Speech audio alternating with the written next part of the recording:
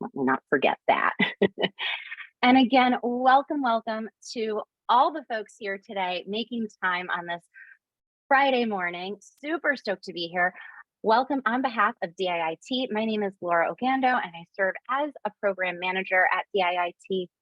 I'm going to turn it over to Lisa, my partner in crime, to introduce herself and say hello. Hi, thanks, Laura, and it's so good to see everyone. Great to see you again, Polly. We're really excited to have you share your knowledge and expertise with our family-facing staff. So thank you so much for doing that. And thank you for everyone who is here today, taking time out of their busy schedules to better serve your school community and family. We appreciate you. And back to you, Laura. Thank you, thank you. And I always have to shout her out because I literally could not do any of what I do without our fabulous assistant, Latika Spivey. She's been dropping all those important links. She also takes care of our attendance, our CCLE, all of that like back end stuff. It's super, super important. So again, thank you, girl. Couldn't do this without you. So we have some special guests here today. We have our enterprise team from DIIT. They're going to give you a little sneak peek of what's to come because they are going to be presenting at our next Face Friyay on February 17th. So just going to turn the floor over to them so they can share a little bit of what's to come next month. Good morning, everyone. Happy Friyay! Yes! Sorry. I'm just a little, I don't know if you could tell, I'm tad excited it's Friyay. Whoa. Why are we apologizing? I love the energy. No, because I see some people like, oh God, another one of these people that's got energy. It's the teacher mode. Like, you know, you got to have this energy or else it's not fun. You got to have fun on a Friyay. A Friday that is a Friyay makes a Friyay even better than a Friday. But the only way a Friyay is better than a Friday is when it's payday. That was awesome, Zach. My head hurts so much.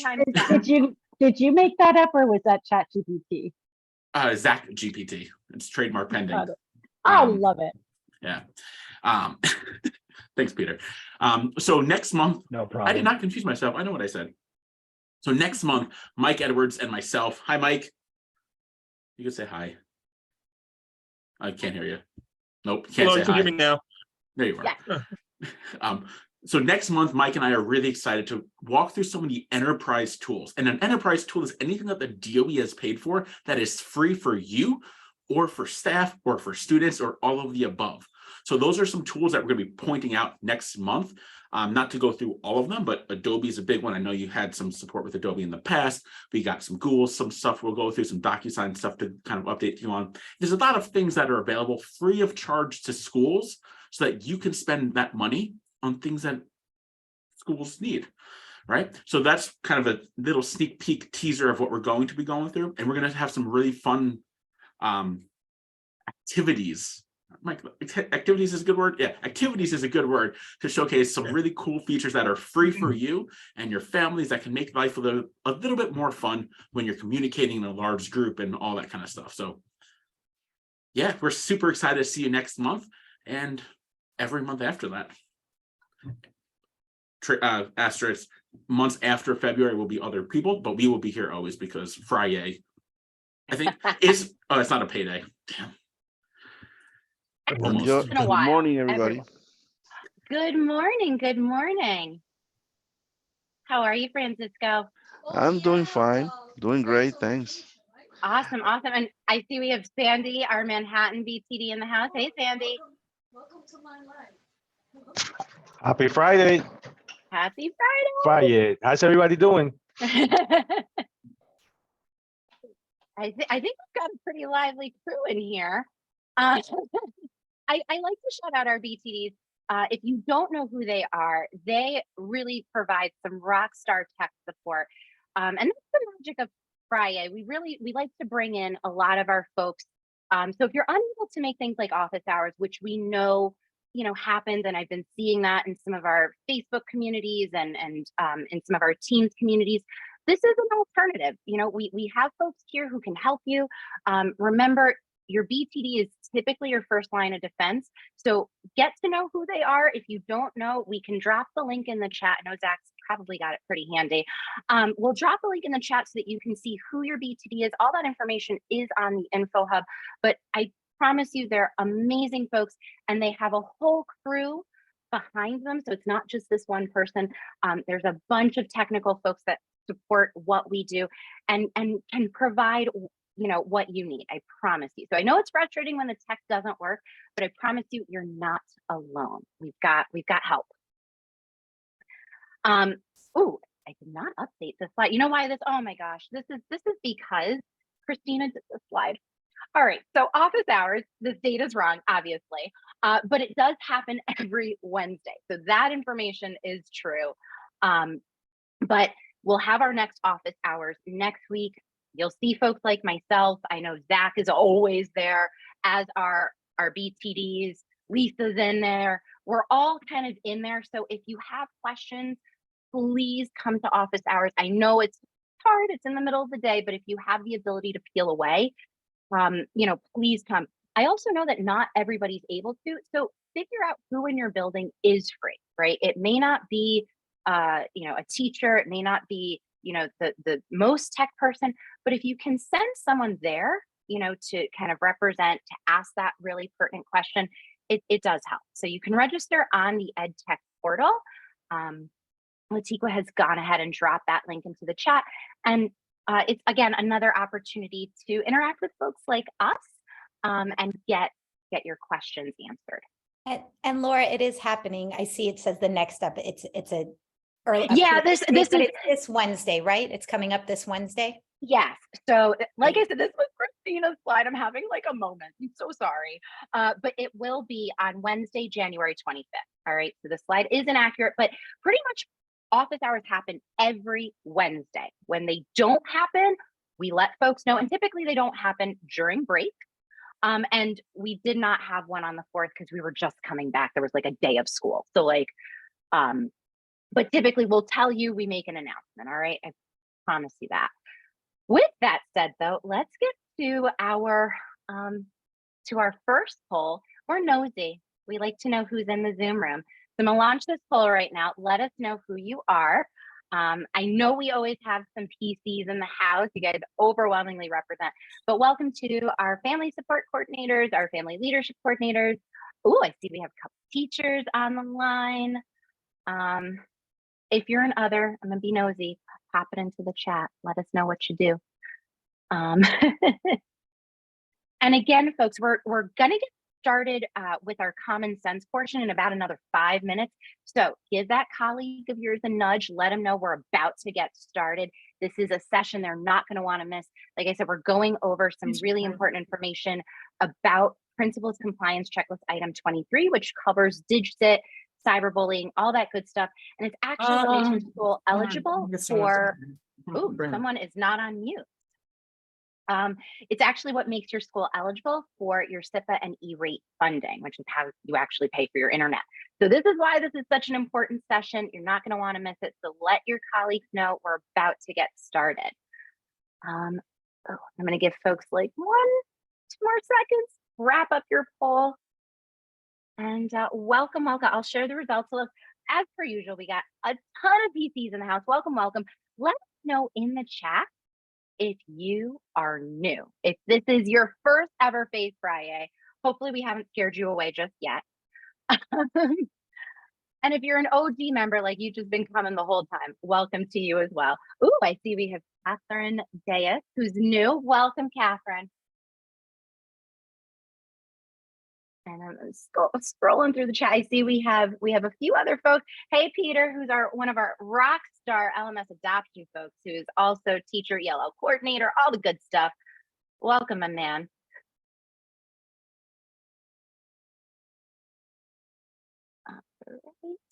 And welcome to Fanny, who is also new. We love to have new folks. We love growing this community and sharing all these amazing resources. So welcome to all our folks here, returning guests, new folks, and everyone in between. We are really grateful that you make time to learn, all right? So with that, I'm actually gonna move us into our next poll. Tali, you're an OG member of the crew. So I hope you know we continue to use this original photo. You represent the sad face, although that is not what you typically are.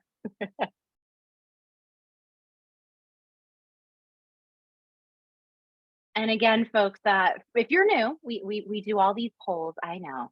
And scroll down because we have all the feelings represented. So past G, we got the, like, I'm all of the feelings, right? All of the above, and then we got the none of the above. Like, I don't know what's happening today.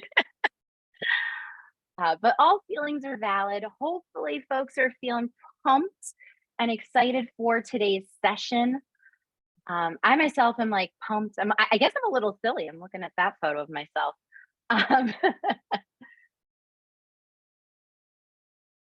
I'm just excited to be back in this great community and sharing some really great resources today. I love talking DigCit. I think it's so important, particularly now. You're seeing a lot of things kind of happen. You're hearing those buzzwords around cyberbullying. You're also hearing things around ChatGPT, and I actually think that's very much a DigCit issue. It's, we talk about, these things, and really it gets back to at the heart of, like, what do we do with our technology? Where do we draw those lines and those boundaries? What constitutes plagiarism? What constitutes a tool, right? And how are we using those tools? So that's why I just love talking DigCit. I think it's so important, and our students really need this. So with that, I'm gonna give folks like 10 more seconds, and we are going to move on. So if you haven't answered the poll, feel free. And we're done. And it looks like, ooh, we're overwhelmingly happy. I feel like that's because this is like the first one of 2023. Hopefully we haven't been smacked down too hard these first few weeks of the school year. I get the feeling come February, this is gonna look like our traditional poll where it's like a ton of people are just tired, which is okay, it happens, right? Brady. So as we shared before, and as you heard from Zach and Michael, we do have our enterprise team coming on February 17th. They're going to be sharing some really important information about what you have available to you. And again, I know there's some confusion around enterprise technology. It's what the DOE pays for. And it really kind of alleviates the burden on the school, because now you are free to use that money to maybe buy more niche products, put it towards other programs in your building. So it's important to know kind of what you have access to and what's out there, because again, it can save you money in the long run. But with that, it is now time to learn, and I am super stoked because Tali is back. For those of you who are OG members, you will remember Tali joined us for our first year of Friyay back in like 2020 and the 2021 school year. And I'm just so excited. I love presenting with Tali. We have a great time, and I think they do a pretty bang up job, right? So with that, Tali, do you want to introduce yourself? I feel like folks, Sure. like I said, our OG members know you, but like our noobs may not. Yeah, I'm delighted. And actually, I'm wondering, Laura, is that okay if I share my screen? Oh, sure. Absolutely. That's great. So I'm gonna share my screen. Here we go. So hi, everyone. It is so great to be here. And I have to say, I'm loving silly, hyper excited Laura. And I think really, Laura, what we're going to be talking about today with digital citizenship, why you're so hyped and passionate about it, is because it's about relationships. And that's at the heart, I think, of what we all do and why we're here. And as parent coordinators or, family liaisons, it's really about building those relationships. So just as quick background, my name is Tali Horowitz. I'm from Common Sense. We are a nonprofit organization who have had a partnership with the New York City DOE going on 10 plus years now. And really, we're kind of the go-to around digital citizenship, digital learning, that culture building piece. I always have to say when I come on, I'm a former DOE teacher. If Mrs. Shamana is somewhere out there, she was the parent coordinator at my school and literally saved the struggling new teacher so many times. She is one of those very special people. I also have to give a shout out to my kid's parent coordinator, Miss Nadia. I don't think she's joining today, but she is fantastic. She just started at our school this year and is awesome.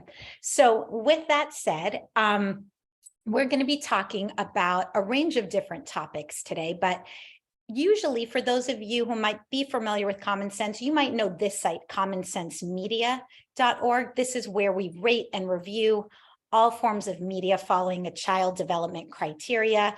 We look at, books, websites, apps, video games, movies, TV shows. We're going to come back here in a minute, but today we're going to really look at some resources from, sorry, something popped up, from Common Sense Education. This is where I live, and I do with Laura a lot of professional developments with teachers, administrators, and other school districts around kind of how to build this positive culture of digital learning. And a big piece of that, of course, is what's happening in schools. We'll talk about the principals checklist, but really also how we're connecting with our families. So it's this whole community approach. So with that, we're actually going to start off with an activity that, actually here, I'll take a look at our agenda for a minute. And, let me put this in presenter mode. Sorry, everyone. Let me move all of our pictures out of the way. You're just so excited to be here, Tali. I already know. I'm so excited to be here. I'm so excited to be here. So we're going to talk about how we can take better control of our own digital habits. And part of that is, as we're talking with families and our kids about their digital lives, we need to have a hold on it and be able to talk about these things too. And then we're going to touch on, how you can support your families. We're going to touch on this principals compliance checklist. And then we're going to talk about social media and how we can be sharing all the great things we're doing at schools in a responsible way, thinking about privacy as well. So with that, we're going to invite you all right now to think about your own digital habits. So specifically, take a moment just to mentally think about what are the 3 to 5 main things you do on your phone every day. Now you can share in the chat, and you can limit it if you even want to just 1 or 2, but we also have these Jamboards set up. So we'll put these links in the chat. Because we're a big group, Jamboard can only hold 50 people. If your first name starts with A to F, you can go to the first one, G to O to the second. By the way, this alphabetizing, I'm embarrassed as a former teacher how long it took me to figure out the breakdown of the alphabet. But I'm going to click on this. So you'll be seeing this when you go to the Jamboard. List 3 to 5 main things you do on your phone. If you go to this 4th sticky on the left-hand side, you click on that. And I'm going to actually, as Laura, I know you're dropping things on the chat. What's something that you do kind of every day on your phone? Every day on my phone, I check email. Okay, so I'm going to put that on. That's actually a big one for me too. I'm going to save that right there. You can write another one. Yep, I'm seeing a lot of people doing email. And by the way, this activity we're doing right now, we're doing this intentionally with the hopes that this is something you might replicate with your families or with your colleagues as well. You might be in person, you might still be doing virtual Zoom meetings, as my school does a lot. So you could use a tool like Jamboard that is, I think, part of your DOE enterprise, right? That comes along with it. That is one of our enterprise goals. That's right. What are some other things that you do every day, Laura? Well, and see, in addition to the obvious, and Zach and I absolutely text every day. I also check my social media. I am very big on Insta. I like to see what's happening. I check it out. I don't always post, but I'm definitely, like keeping other people's Insta. I follow the mayor. I follow some like politicians. I'm telling you, you don't even have to post anything. Sometimes it's just like, it's a great source to see what people are saying and doing. A lot of our leaders use it to communicate important updates in our community. I know schools use it, right? So social media is definitely, I think, a big one, right? Yeah. I'm also laughing at the phone calls. Who knew that somebody put that in? Yeah. I'm going to say I look at the news a lot. And that's something, as we think about kind of the part 2 of this, is thinking about the habits, thinking about the things you do every day. Just everyone take a mental note and think about if there's anything that you'd like to change. Maybe something that when you think about it, it's not bringing joy to your life, or it's a habit that you want. And you might say, oh, checking emails isn't a joy. But I can say I get in the habit of whenever I stop for a minute, it's the minute I pick up my phone, I'm checking my email. There is no need to do that. I don't need to check up my email when I'm picking up my kids at 6 o'clock from after school. I can take a break. I can be present for a moment. So that's something that very much I would like to change? So take a moment right now, think about, is there anything that there's one habit, and you're going to click, you should see in front of you when you go on that Jamboard, you're going to click to page 2, one habit that you would be interested in changing, and think about why. Why would you want to change that? So for me, it would be, stopping checking email at every free moment, because it pulls me away from the moment, from other important moments, I would say. That for me is why I think this is important to change. Laura, I like how about you? the because Yeah. part. Like I want to be intentional here with folks. Like, think about why you want to change that habit, right? I think sometimes, it's New Year's, we set resolutions, and sometimes it sounds good, like, oh yeah, I'm going to do less of that, or I'm going to do more of that. But why? What is it that you're looking to accomplish, right? So for me, I definitely I want to put my device away kind of by 9 o'clock. And this is something I've made this goal a few times. I don't always stick to it. But sleep is hard. Uh, and our devices typically don't help us with this. The light from our devices kind of affects our melatonin levels. So I've always kind of actively tried to tell myself the past 2 years, like, you need to kind of set like a bedtime for the phone. Like, it's not that you yourself need to go to bed, but like, give it a rest, create that like break time where, you're not using it. Mm-hmm.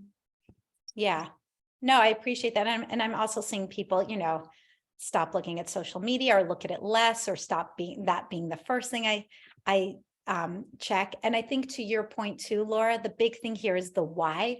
Why is it Yeah. important? You don't have to include that here, but just thinking for yourself. And I think part of that, articulating that why, is that helps us commit to it more. Absolutely. And again, this is something that we can be talking about with our kids. Like, hey, there's so many fun, great things we do online. Is there anything that maybe we should change? Or maybe it's not never check social media, but maybe not right before bed.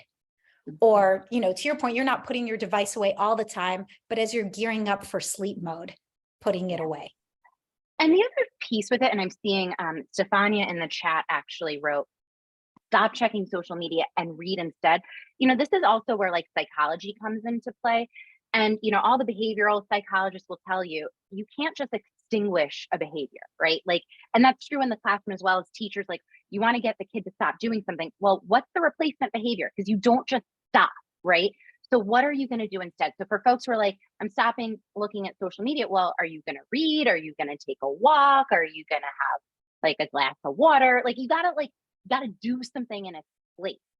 So keep that in mind as well, because like, these are the things that we struggle with. And this is also the type of transparent conversation to have with families, with your own colleagues, and right? Like, we have to be honest about this, because here I am saying what I want to do. It doesn't always happen. And that's not necessarily a bad thing either. Some days we all know they're rougher than others, right? Yeah. And you're absolutely right, Laura. And that actually is the third part of this activity, is like, how are you going to replace it? You don't have to do the full thing, but even having this piece, and I'm noticing what Veronica wrote in the chat about, limiting instant notifications. And that might be something where, if you're doing something like this with your families, whether it's a meeting, whether it's a one-on-one, even showing a parent, like, this is how you can, quiet your notifications or get rid of them, and talking about that need to be more mindful on what's important. Love that you included that kind of reflective piece as well. I will tell you, those notifications on your phone, man, I took them off pretty much almost all my social media, because I found it to be super distracting. So it's things like that like, you don't realize it, but yeah, you're right. Like, you get that email notification, you get this, and you instantly want to check it. I myself, for those who have like any type of smartwatch, right? Like, not only, is it bad enough with the phone, but now you've literally got something on your wrist that alerts you anytime anything's happening.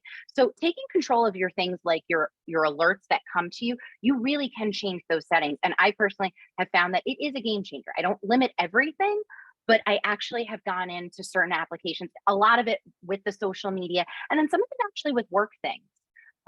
So, these are options too. We want you to know that it's not always easy to do, but you really can, if you kind of take a couple of moments and be intentional, make a plan, right?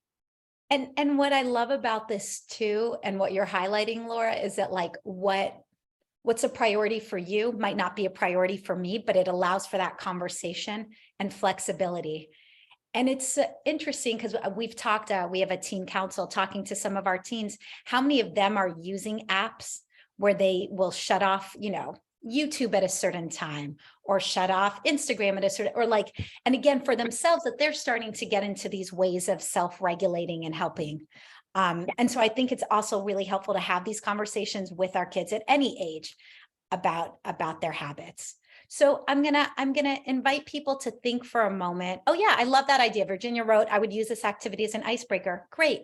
Yeah, please share. How might you use an activity like this with your families? You can share in the chat. You can put it on the Jamboard. I will say I have a very bad habit in Zoom rooms with 100 plus people of being like, come off mic and share. So I'm trying to be mindful of not doing that as much, but you can also feel compelled to, to share with your voice if you have a thought. But so I love that we've got the icebreaker. Laura, any ideas from you on how you might use something like this? When I used to do workshops with my parents, I would do them in conjunction with my parent coordinator, and we would talk this through. And I think that like, this is actually a very worthwhile conversation. I didn't always stick to a traditional presentation, like, hey, let's chat about this. Because I would have a lot of parents saying, I'm really struggling with setting boundaries, with the tech with my kid. And I'm like, well, do you have boundaries? And they're like, no. I'm like, well, it's kind of really hard to set boundaries for your child and have it stick at home when you don't do it, right? Like, think about all the things as parents, like we instill in our kids. We want them to have good hygiene. So we talk about, brushing teeth and bathing and doing all these things, and we have to do them too. And yet when it comes to our kind of digital habits, it's funny how many parents don't kind of practice what they preach, or they're like, oh yeah, you're right. Like, you brush your teeth, right? And you want your kid to brush your teeth, but now you're talking, putting devices away. And here you are, using your cell phone at dinner, responding to emails. I get it. As adults, it feels a little different, but it's kind of not, right? Like, we all need to kind of think through, like, what does our device usage look like? And how can we all support each other? Because I really think that families that do this well actually help each other. It's like, it's a parent saying, yep, I know you have a phone and I have a phone, and we want to try and not use it less. So we have to help each other. It's not a, do as I say and not as I do type of situation. And I was just capturing in the chat, putting on here, but B. Robinson, sorry to put you on the spot, but you said you just did something like this in a PTA meeting. Curious to hear if you're open to sharing either in the chat or with your voice what you did.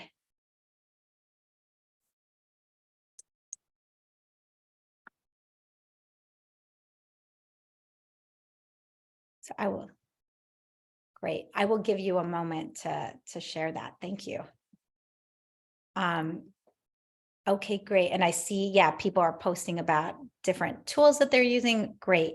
As you're thinking of other ways you might use this with your families or sharing more in the chat, Laura's given us a preview of the principals compliance checklist, but let's talk about it. So as many of you may know, or if you don't, now you do, there is this principals compliance checklist. We have linked it here, but principals are held responsible for educating students regarding appropriate online behavior. And that does include interacting with individuals on social media and chat rooms. It means, making them aware of cyberbullying and kind of what the tools are out there. So you have to certify this by April 5th. Typically in the past, I think we've done this like closer to February, but they're giving folks some time, which is why this is perfect for us. Because if you haven't been doing this already, you've got time to meet this compliance item.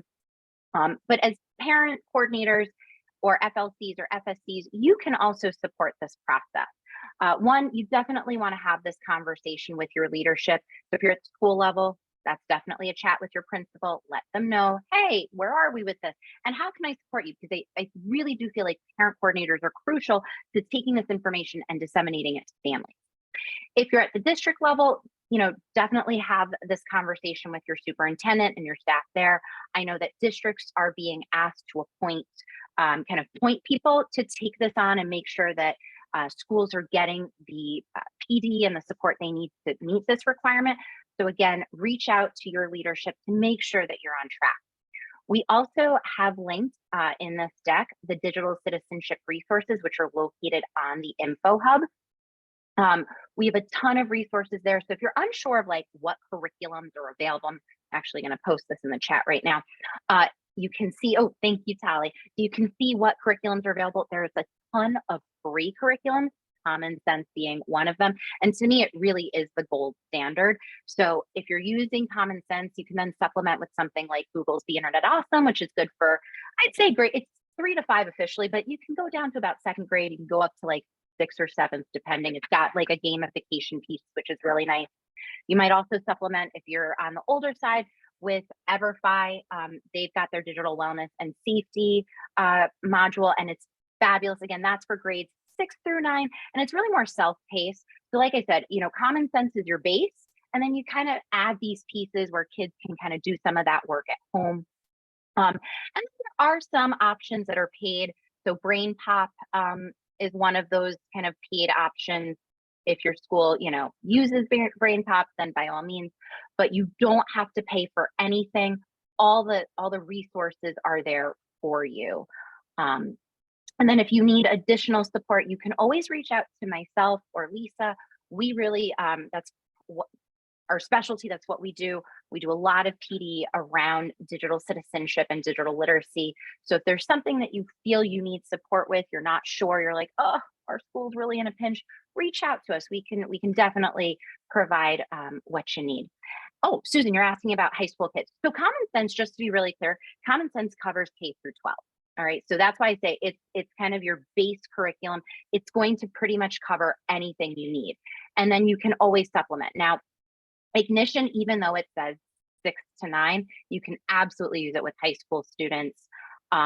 It's like I said, it's more self-paced, so they go through it on their own. And then under the fee options as well, iSafe also is K through 12 as well. So all grades are covered, but Common Sense really has, the bulk of the resources, and it's, as Tali's going to show you, it's what we're going to show off today. And it's all the other curriculums, I think, really do build off of the work of Common Sense. It's research-based. It's fabulous. Can I say more good things? I don't work for Common Sense. I don't even get paid for this. Well, and really I'm are sorry that that I know I stopped sharing my computer.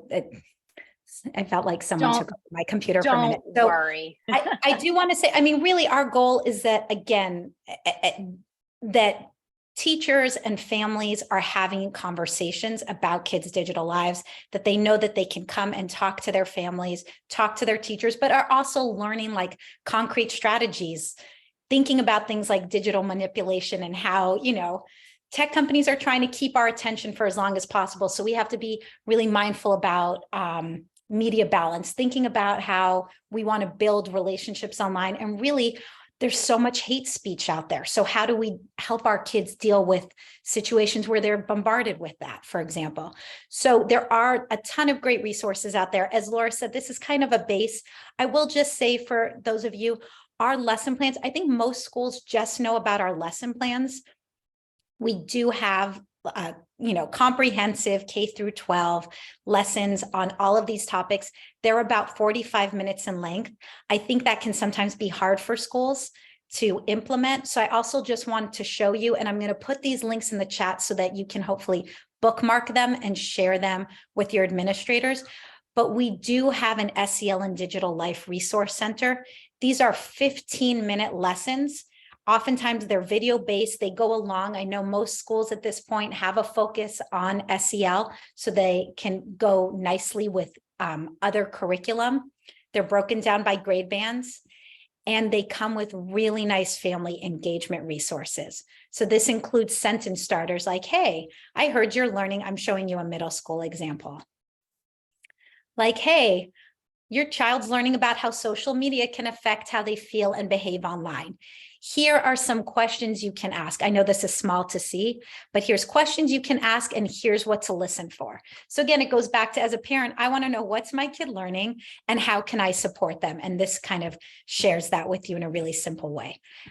So I'm gonna, and actually, Laura, can I ask you a favor? Actually, I can pop this in the chat. Let me put this in right now. The family engagement part. You just have to scroll down for the family engagement part. And can I just say, these Yeah. resources are so great, because what I used to hear a lot in the classroom from our families is that they just didn't know how to approach these topics with their kids, right? Like these are conversations that I think our parents just aren't prepared to have. You know, they haven't received support. And I think our digital landscape has really changed, right? Like our kids now are truly growing up in an age where they have, smartphones. Some of my third graders had smartphones. Like that's a very young age. And so it really is changing the dynamic. And so all the more reason that families need this. They need to be able to know where to go and how to have these conversations. Like you said, Tali, it's all about building relationships and being able to discuss these things. Mm-hmm. I also put in the chat, we have a new Meet the Digital Citizen characters. This is for those of you working in elementary school, this is ideal. These are 1-minute videos where the characters are talking about kind of what they're looking at in the digital world. Actually, I have time to play this one, right? Yeah, you have time. I love these characters, by the way.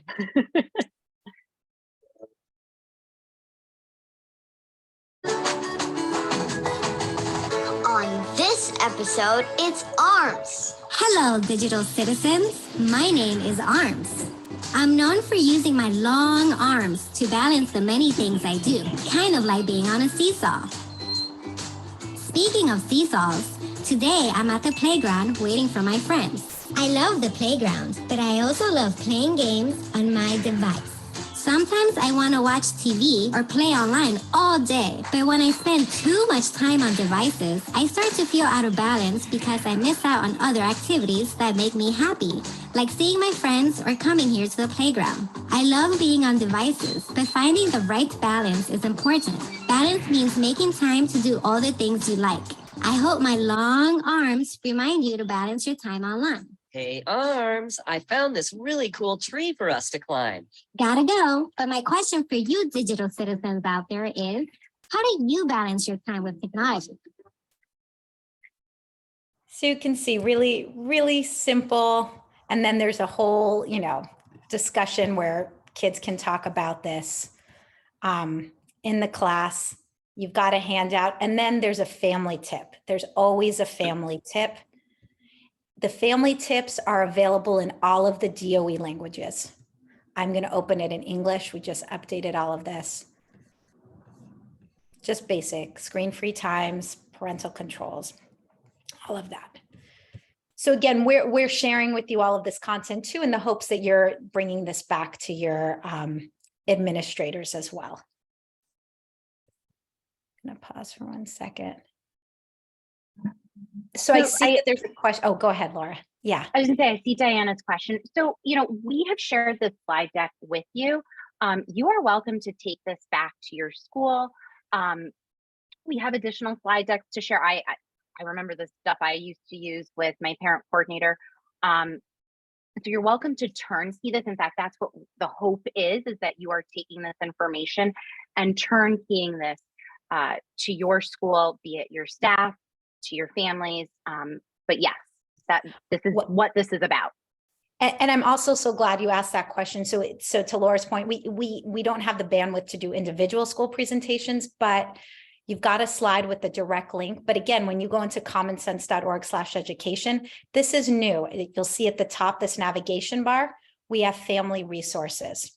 So I'm going to take a moment here to show you. So number one, you can see you've got these workshop materials. These are scripted presentations for all these different grade levels. And we do have some pre-recorded ones.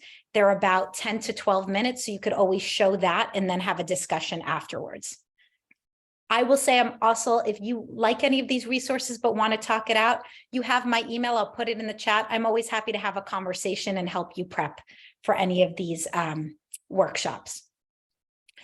Tali, I just wanted to mention, I don't think you said this, but if you have a a school librarian. They are also a great person to support you in delivering these to parents or families. And Laura and I both were previously school library media specialists, and this was one of the things that we did to support our school community.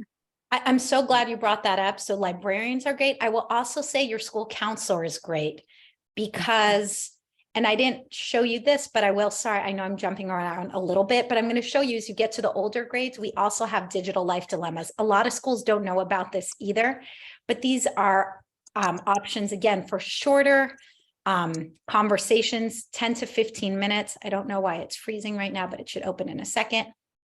But these are basically little case studies or dilemmas that kids are facing every day. And we provide a thinking routine, a clear structure for teachers to have these conversations. So, someone posted a video,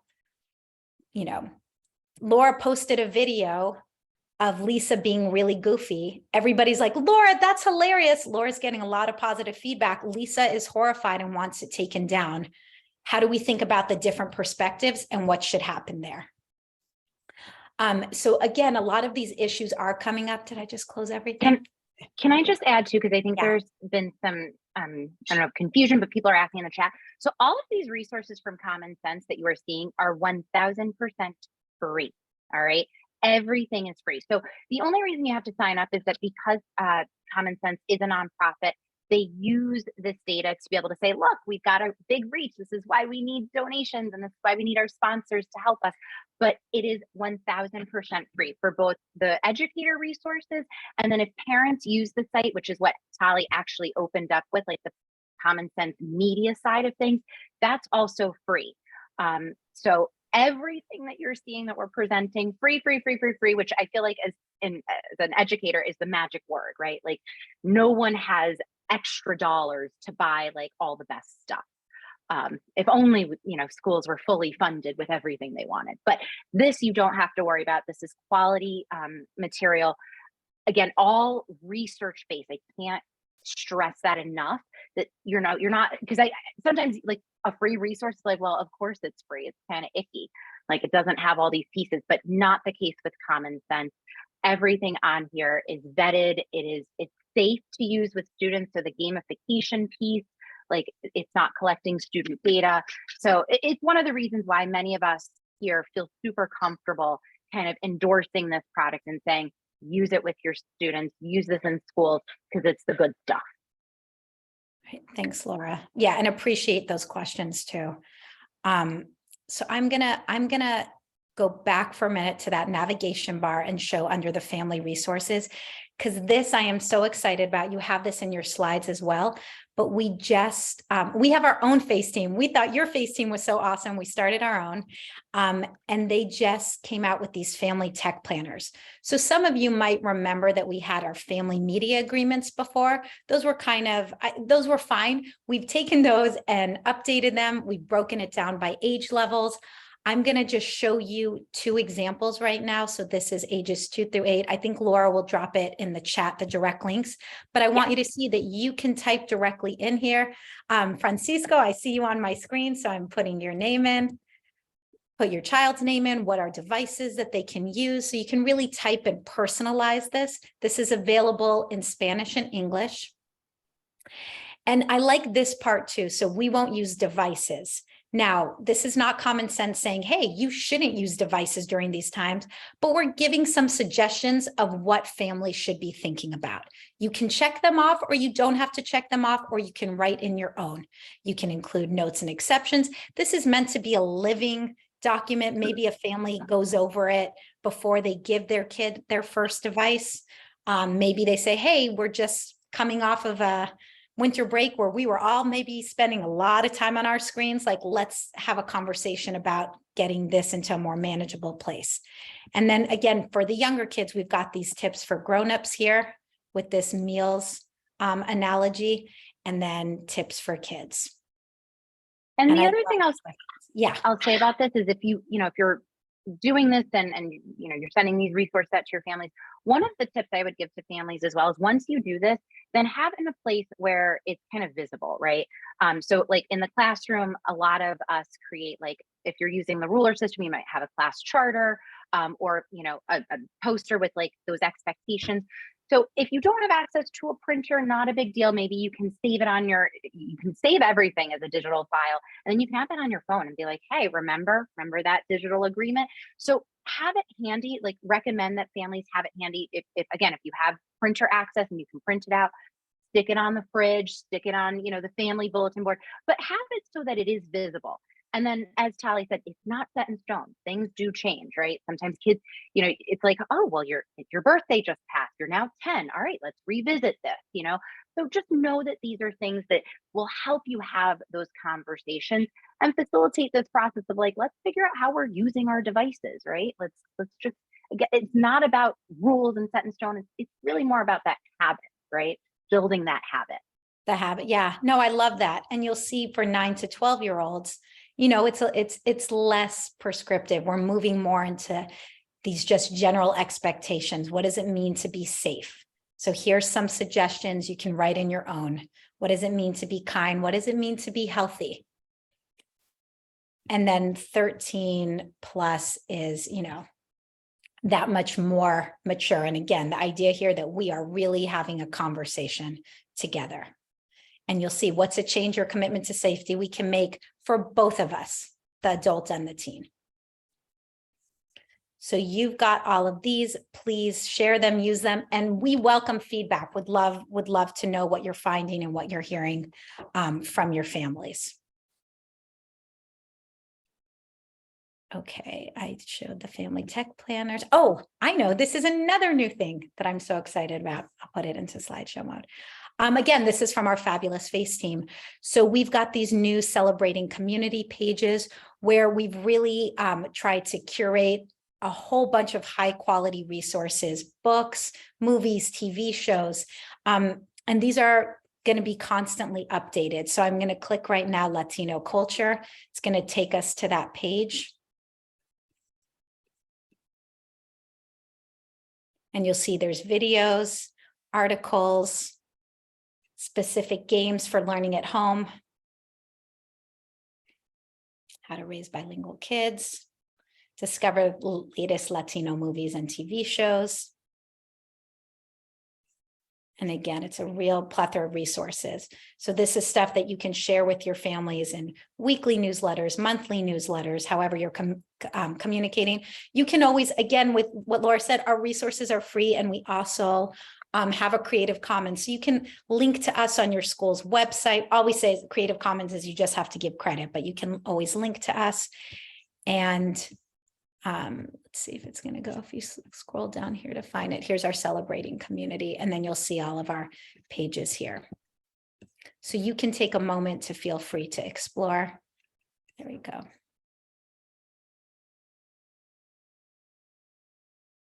Oh, great question. Will these be available in Spanish or any other language? So that right now you should be able to see everything at the top. You can change in English and Spanish. To date, these specific pages will only be available in those languages, and that's really, again, unfortunately, due to funding. But I will say with our family tips and the family planners, we're hoping to translate those into more. And the family tips are already available in, and actually the family tech planners by the spring will be available in 15 languages. Any of our resources, by the way, you can always take and translate as well. I know many schools that are doing that. And if your school does that, share it back with Common Sense, Yes. so that we can then share it with Yes. the community. But yeah, we always get this feedback, and we know, and it really is due to the fact that Common Sense is a true nonprofit, and so there's limited availability for certain things, but we are getting there. I mean, truthfully speaking, the 10 languages that we translate in the DOE are not even enough, right? We know that it leaves actually out a lot of our families. We have over 100 spoken languages within our system, so. It's never been enough, but if you have that ability within your community, you know, to have someone, you know, manually translate, feel free, like I said, share it back with us. And there was a question in the chat. I just dropped in the Celebrating Black Voices link, but on your slides, and we can drop the slides back in, you have a page that has the direct link to all of these too. Okay, I shared this. I'm going back to make sure that we went over everything, and we did.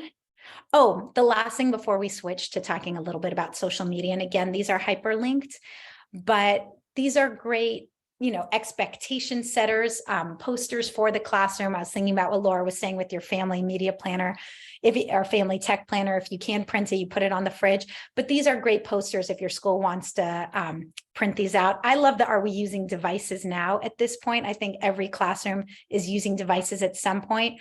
I think the stoplight is honestly great, K through 12, or at least K through 8. And then the ones on the left and the far right are probably geared more for elementary school. These are also posters that you could share with your families as well. They're nice reminders. And I know some schools might have some funding for printing if this is, ever an incentive or a handout at an in-person event too. These ones, I know this is a little fuzzy. We'll put the direct link in. These are more for middle and high school. The one on the left is a legit-o-meter. It's just a reminder about how to think about how to know if something is trustworthy, identifying misinformation.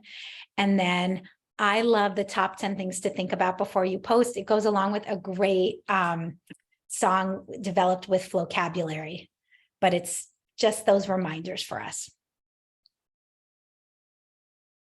Yeah, and those posters are fabulous. I love a good poster to have.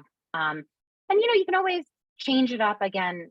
I know some schools, it's we don't like the pre-printed things. Well, then make it your own by all means.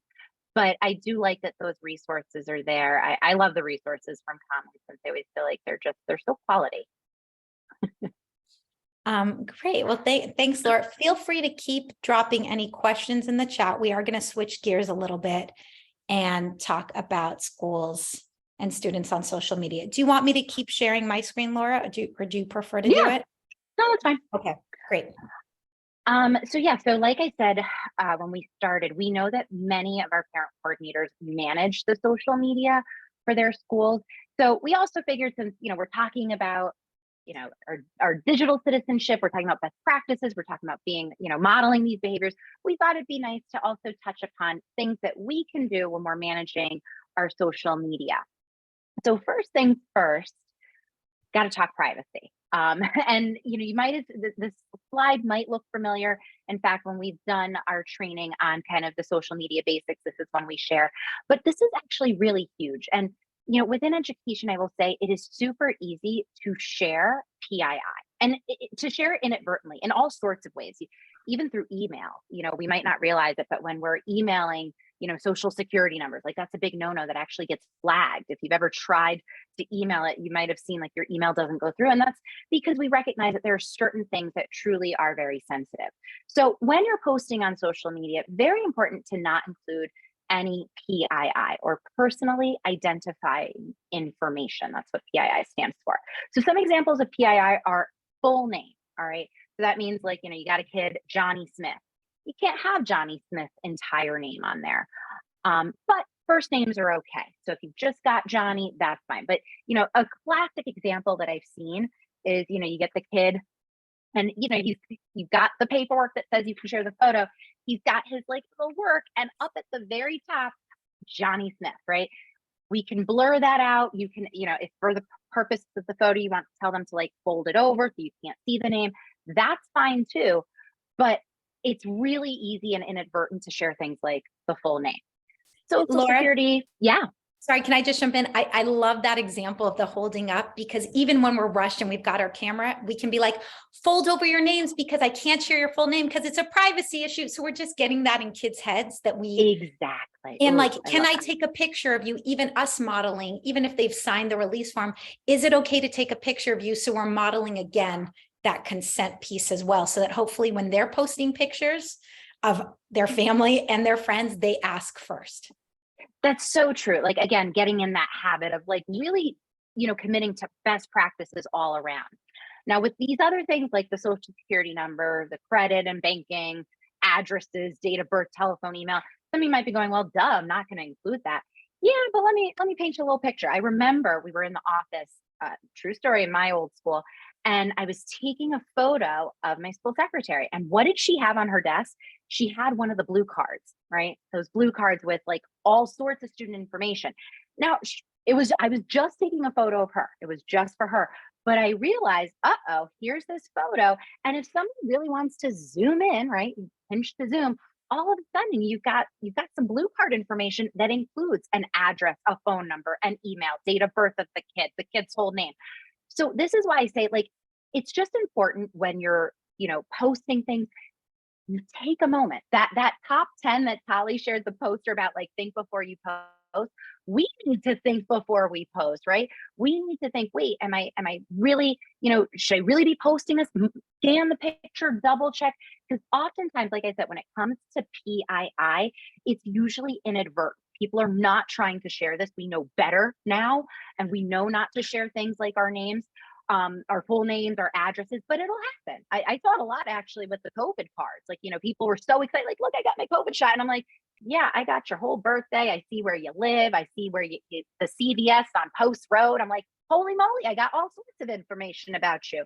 So just keep in mind. And then if you're, unsure, we do have our social media guidelines on the info hub. That's that link you see there. And that will also kind of, make you aware of, what the policies are. So if you're ever unsure, take a quick scan at this. It's pretty much all, I would think it's common sense, but if it's not, double check and make sure that you are following these rules, because we just want to be safe. Like, it's really more about safety than anything else. All right, so want to share a couple of more tips for sharing safely, because I know sometimes we don't have media consent, right? That's actually very common. And if you're in a larger building, I worked in an elementary school with 800 something kids. I'm not even kidding. It was a lot to manage. So if you don't have media consent, not a big deal. You can still do social media. You can still be posting, but there's a couple of workarounds. So you might have seen schools who will use emojis. Use an emoji, right? Pop it right over the kid's face. That is perfectly acceptable. If you want to use, a lot of our phones now come with like the photo editing kind of in there, so it allows you to blur a face. You want to use the blur features. You want to put, just, a black box over things. By all means, I think it's cutesier. I don't even know if that's a word. I think it's cutesy when you put an emoji on it. Looks nicer, but you can certainly blur faces, right? The other thing that I used to do, this is an actual tweet that you see from me in the middle of your screen. I used to take a lot of photos from behind, okay? So I get action shots. I got my kids doing stuff, but you're not getting any faces. You're getting backs of heads, which is also perfectly fine. And then again, you can also focus on the adults. Not everything is about what the kids are doing. Maybe you want to highlight a really great lesson that a teacher put together, or a workshop that they delivered, or resources that they created. So there are ways to work around the media consent piece, but very, very important. If you are sharing photos of students and you are showing faces, that media consent is a must. There's really no ifs, ands about it.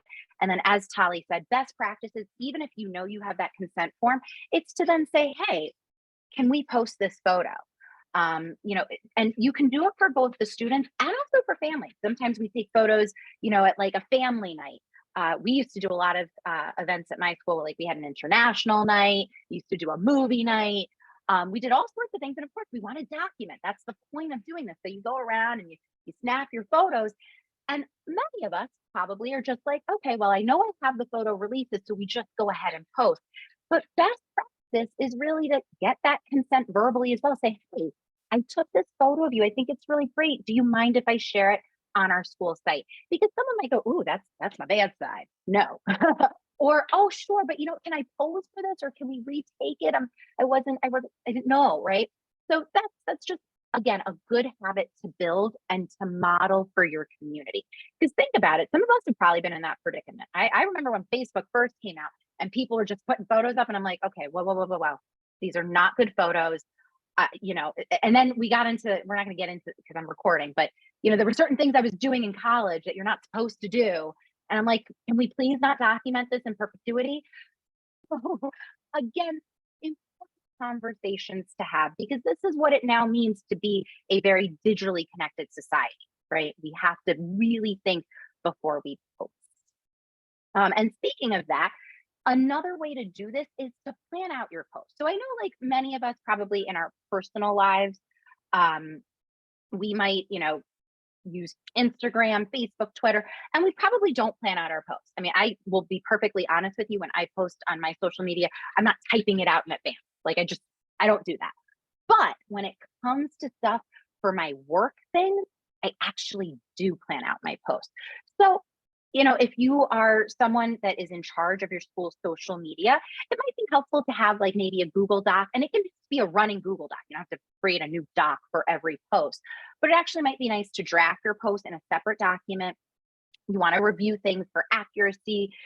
If you're on Twitter, you've got to make it brief, and just overall consistency in that messaging, right? So this is where it's helpful. And then remember, you want to add any of your branded hashtags. This is when you plan out your post, you really now are thinking about it. And this is what big companies do. Like, no one for a big company is just like tweeting out on their phone or posting things on their phone. This is planned out stuff. So, if we're running our school's social media, let's kind of put that same level of effort and energy. Now, in terms of your photos and videos and kind of the media side of content, remember, I can't say this enough, but if you are showcasing photos with students, you have to have that consent. If not, you're going to do one of the tips we just shared with you. You want to visually scan that image. Make sure you're not sharing PII. All right. Sometimes it means zooming in. We don't realize that that's typically the way we're sharing PII inadvertently. It's like, oh, there's something in the background. You might have kids in front of a bulletin board. Guess what? Right behind them is classwork with everyone's full name. Right. This is what I mean when I say just visually scan that image and make sure you're not sharing PII. And then a little accessibility, because you already know I'm on the accessibility team and I can't not say it, but add alt text to your images so that all of your families can access the information. A lot of our social media companies have now made alt text super easy to add. You can do it in Twitter, you can do it in Facebook, you can do it in Instagram as well. But alt text is short for alternative text, and it's just a written description of the image. And it's super important to our users who may be visually impaired or just have low vision. It's so that they can access that information as well. And next, we want to talk about being models, right? And we've been saying this our entire kind of presentation that, because of our roles in our schools, we are models for both the students and the families, right? So this is why we want you, if you are maintaining a social media presence, you have the added responsibility as serving as role models for acceptable online behavior. So part of that means that you have to actively moderate your social media. If you are seeing, comments that aren't nice, if you see, parents are posting things or students, like, you have to address it. You can't just go, whoops, and then like look away. So important that you are actively moderating. You also want to review your comments and the engagement that you get. Respond back, right? Again, this is, we keep saying this, but a lot of Digit is about the dialogue, right? It's about the connection. It's about the relationship. And for some of our families, they don't have the ability to physically come into our school. And that's why social media is so powerful, because it allows them to feel part of that community, right? So if you're posting photos, if you're sharing all this cool stuff and they're engaging with you, engage back, right? Not everything needs to be a whole paragraph. Sometimes it's just liking their comment. I've done that before. Just like it, show them a little love. But sometimes it's like, hey, let's actually talk, right? And I love that you're highlighting this. And I know that it is a responsibility and it is actually more work, I think, but I'm channeling Lisa as well. It is such a gift that you can give your community too, because we need these examples of how to use social media positively. Again, adults, kids were bombarded with a lot of negatives, unfortunately, and it's great to see examples of the positive. And I think too, in terms of having those conversations, I love what you said, Laura, like liking things. And if somebody posts something that you feel like is more of a bigger conversation, again, I think that's our opportunity to model like, hey, we don't have real deep conversations on social media. It just doesn't work. So maybe I like it and I just say, thanks so much. I'm going to follow up with you in a one-to-one or something like that. So you're acknowledging it, but making it clear that this is not an online conversation. Yep, absolutely. Yeah, there might be times where it's like, ooh, we need to, you brought up a valid point, but maybe this is not the forum in which to share. Perfectly acceptable to say, email us, or I'm going to email you, right? But you want to engage with your community. And I do want to address something that's been popping up in the chat. So if you don't have media consent on file and a student gives verbal permission, not good enough, because someone can always say, I didn't say yes. You want something in writing. So Miss Susie says she will either text or email the parent to get consent. That actually is good. All right. You want something to be able to say, look, someone said yes. And I have like either a paper, I've got an email, I've got something, with the person's consent documented. Verbal is just not enough because again, anyone can refute that and say, I don't remember saying that. What? I didn't know what I was agreeing to. So this is one of those like CYA, get it in writing, because it's just important. You never know. Sometimes parents, when they get upset, they'll make claims, and sometimes it's not quite true. So cover your butts and make sure you've got something in writing that says you can post.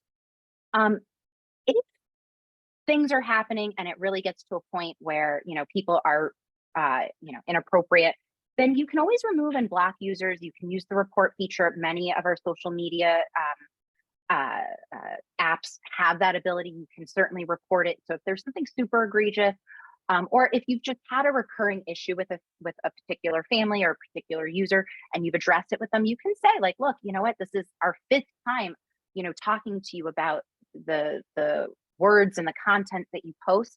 It's still not appropriate. We're going to have to remove you, right? I personally don't like it to get to that point, which is why if you're actively moderating and you're telling folks like, this is not what we do, that typically tends to end it right there. But if you've got persistent problems, look, don't cause more headaches for yourself. Get that person out of there. And it is what it is. And then don't forget, we want to share information in a safe manner. That's what this is all about. So safety is our priority here. And yes, to address in the chat, media consent form is on the info hub. In fact, that link that we shared about the social media guidelines, you can actually find the consent form linked within there. So you've got that for you. It's actually under number 13 where it says media consent form. I'll drop this link into the chat. 1 second. I'll drop this direct link. And this is translated into the 9 languages. So if you need one of the other languages for family, you've got it there.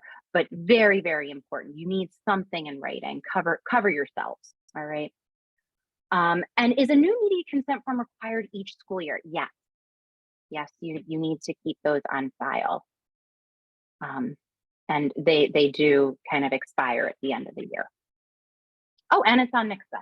Lovely. I think I remember that vaguely now that I'm thinking of it. That was a big ask about a year and a half or so ago. And yeah, the media consent form covers social media. That's actually what it's for.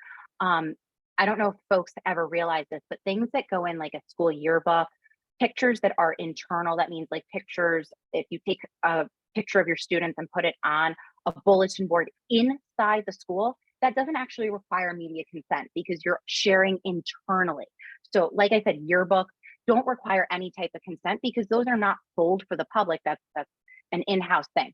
Reason social media requirement is for social media is because that stuff is all out there, right? Anyone has access to your Twitter, to your Instagram, to your Facebook. And so that is why you're not just keeping a closed door community. This is truly open. But anything that's not going to leave like the physical building, so to speak, doesn't actually require it. So, photos of kids on bulletin boards, yearbooks, all that good stuff doesn't actually require this. All right, so folks, we actually we're right up on time. This is that top-notch planning of ours, Tally. So do feel free to keep in touch with us. Tally's she's going to drop her survey first. This survey is it goes to Common Sense. It's not go to us. It's going to look like what Tally's sharing on her screen. It's a SurveyMonkey survey. Super quick. This again, allows common sense to just get some data about our training today, to also show this is why we continue to need funding. We support all of these wonderful folks at the DOE and around the country. So take a moment to fill that out. And then in just a moment, we're going to drop today's attendance, which is completely separate. So please fill out this very quick survey. Again, this goes to Common Sense. In just a moment, we will share our stuff. And that's and thank you. And we know feedback is a gift. So thank you for taking a minute with the survey. Appreciate any thoughts or suggestions or recommendations you have.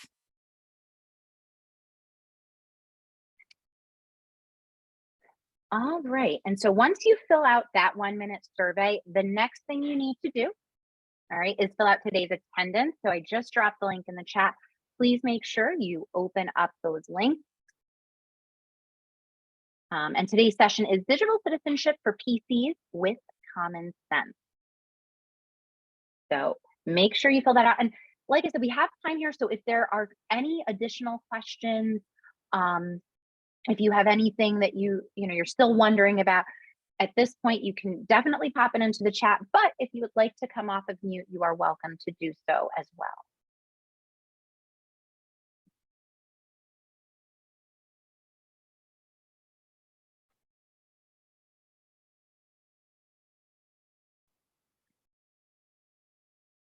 And for folks who are filling out both the Common Sense survey and our attendance, I know some of you have to run. If that's the case, just make sure you fill those two things out. And I just want to thank you for making time today. Remember, we're here next month. Our folks from IET, Zach and Michael, they will be sharing some enterprise technology updates and tools and just kind of things to know and to be aware of. I always feel like I learn when they both present, because like, wait, we have that? Oh, that's cool. Oh, it does that? Oh. So you're not going to want to miss next month's session as well. But Tali, thank you so much. I love that you're here today. Oh, this is great. I want to thank you all. I know that there are a million things going on at the school, so appreciate you taking the time. Please keep in touch if you have any questions. And Laura, you are just such a great presenter. I always learn and just feel pumped up. So thank you. Oh, thanks. I just kind of go with the flow. Well, just have fun.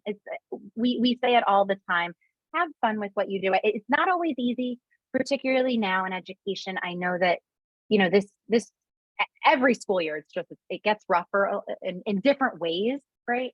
But channel that positivity. Know that you are not alone in this community. Remember, we are here. We are helping each other. So if there's anything that you need, if you have questions, feel free, reach out to us. Like I said, this is a topic that's near and dear to my heart. So you'll always get support on this one. But again, thank you, Tali. Yeah, hi. I just got really excited and I wanted to share why. Finally on Zoom and chat, you can now react with an emoji to someone's comment, which I just did to Linda Dalton's comments about you both being great presenters. But it's the first time I've seen that available, and I always want to react, and I couldn't until I don't know when this feature came out, but it wasn't out last week. So we can react to each other. I'm so excited. I know. I noticed it yesterday. I was on a Zoom call and I was like, wait a minute. You've got emojis to react. Zoom is doing some things. So they don't quite have the reply. It's like it's this weird thing called quote, but Zoom is doing. So, this is how we get pumped up about things. Like, oh, it's the little updates. Zach is going to share more of that next time around. I'm telling you, if you're getting excited about like the quote and the being able to do stuff, just wait until he shares some of the really cool updates that have hit Google and some of our other enterprise technology. Well, now I got to go back into the chat and react to everything. Now it's just going to be like emojis like all day long. Yes. I love it. I mean, that's one of the reasons I like Teams. I'm all in Teams with my reaction. And Teams, I don't know if folks noticed, used to only have like 5 preset reactions in Teams. Now it's like you can pick whatever emoji, which I'm a big fan of the 100 emoji. I'm always like, yup, 100%. So I'm really excited for that now. And I love that in Teams you have gifts. I mean, did you see Diana, what she wrote? It's one of the best workshops she's ever attended. Great topic, great presenters. Let's do this as a yearly topic, please. Appreciate you all. Have a wonderful weekend. I am going to give that a big love. I love that. I love it, love it, love it, love it. Oh my goodness. Thank you, Diana. Honestly, like it's comments like that just like melt me away. But you guys are the true rock stars. Again, you continue to show up and make time to learn and grow. And that's something that's easy to do, especially in the DOE, especially now when it just feels like everyone is pulled in a million and one directions. So thank you to all of you on this call today who are taking the time to learn, to attend these sessions. Don't forget, we have office hours next Wednesday. So if you're still kind of needing support, if there's something that you want help with, or you just want to sit and listen, I tend to feel like even if you don't have a question, it's sometimes good to hear kind of like, oh, wait, oh, that's what you do? Oh, I didn't know about that resource. So again, it's another great opportunity to just make yourself aware of things that are happening on the tech support side. So thank you to all of you in the chat showing us all the love. Thank you, thank you. I really do appreciate it. We have a lot of fun doing this, if you can't tell. And who should you contact regarding access to Adobe? So technically, everyone has access to Adobe right now. What I do happen to know is that for some folks, it's a little tricky to log in. And that's actually something that our enterprise team has been working with Adobe to fix, because right now the login, it feels a little clunky. It's not technically a single sign-on like with our other products. So we're fleshing that out. And yeah, if you see it asking you for payment, no, please do not give it payment. You do have access. If you want, you can certainly email me. I know we have resources on how to log in properly, but please do not send payment. All right. I'm gonna pop my email into the chat for folks in case they don't know. Remember, if you're also part of that PC team, that's another place to get support. You can ask questions in there as well. And if you want to interact with us, you can certainly, I will tell you. Bye, Tali. Thank you so much for coming. Thank you. Thanks, everyone. I'll tell you that most of us on the DOE side, we're a lot quicker in Teams. I'm not as fast in email. I try. Some days I'm better than others. But if you want a quicker response, send me a message in Teams. But either way, you will always get a response from me. But we're here to support you. But I know that Adobe has felt a little clunky. We're working on it. But please don't enter any payment information. You do not have to pay. We'll help you with the login. And that goes for anyone who's having this issue. Office hours are always Wednesdays from 11 to 12. So let me get the link because you do have to sign up. So 1 second, I will get you that link to the EdTech portal where you can sign up for office hours, and they're super helpful. So it's on the EdTech portal, which also requires you to sign in.